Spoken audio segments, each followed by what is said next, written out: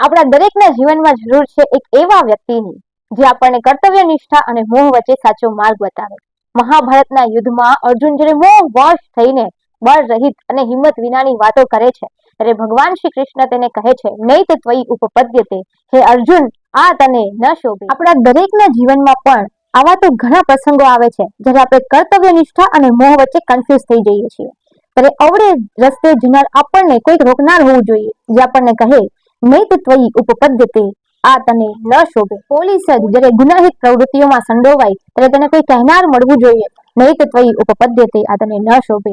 માનવ કુળમાં પ્રગટ થયેલા લક્ષ્મણજી, જેમને વનના એકાંતમાં પણ 14 વર્ષ સુધી પોતાના ભાભીનું મુખ જોયું નથી, એ જ માનવ કુળમાં પ્રગટેલા આજના નવયુવાનો જ્યારે નવરાત્રીમાં માતાજીની ભક્તિ કરવાને બદલે છાકટા થઈને ફરે છે ત્યારે તેને કોઈ કહેનાર મળવું જોઈએ કે આ તને ન શોભે. જે સંસ્કૃતિમાં પ્રગટ થયેલા શ્રવણે જિંદગીના છેલ્લા શ્વાસ સુધી માતા પિતાની સેવા કરી, એ જ સંસ્કૃતિમાં જન્મેલા સંતાનો આજે વૃદ્ધ મા બાપને ઘરડા ઘરમાં મોકલે ત્યારે તેને કોઈ કહેનાર હોવું જોઈએ, આ તને ન શોભે. રાવણના ઘરમાં રહેવા છતાં નિષ્કલંક રહેનાર સીતાના આ દેશમાં આજકાલ પર પુરુષના ગળામાં હાથ નાખી મહાલતી નારીઓને કોઈ કહેનાર હોવું જોઈએ, આ તને ન શોભે. આ દેશમાં જન્મેલા રંતીદેવ રાજાએ પોતાના ભૂખ્યા પ્રજાજનો માટે 50મે દિવસે મળેલું અન્ન પણ પ્રજાજનોને આપી દીધેલું.